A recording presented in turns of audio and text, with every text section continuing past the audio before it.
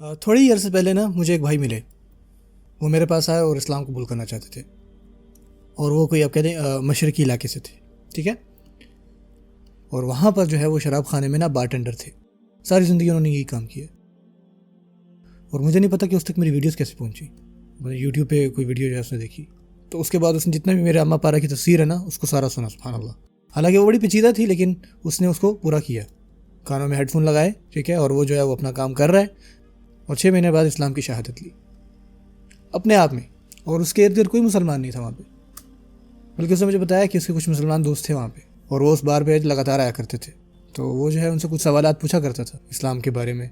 تو اسلام لانے کے بعد نا اس نے ارادہ کیا کہ جس طرح سے میں اپنی زندگی جی رہا ہوں نا, میں اس کو تبدیل کرنے لگا ہوں. اور اس نے 6 مہینوں میں کوئی ڈرنک نہیں لی.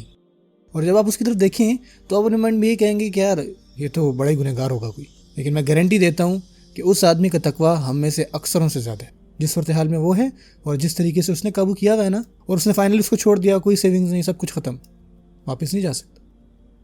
ایون جو صحابہ کرام ہیں رضی اللہ تعالیٰ عنہم اجمعین, ان کے لیے بھی جو شراب کو منع کرنے کی آیات ہے نا وہ ایک ساتھ نہیں ہیں.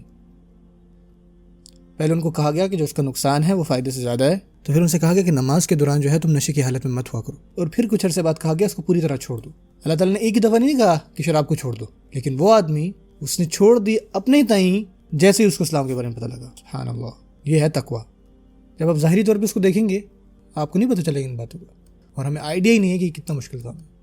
لہٰذا لوگوں کو حقارت کی نظر سے نہ دیکھا کریں, یہ نہ سمجھا کریں کہ یہ آپ سے کم تر ہے. عسیٰ ان یکونوا خیرا منہم, عسیٰ ان یکن خیرا منہن.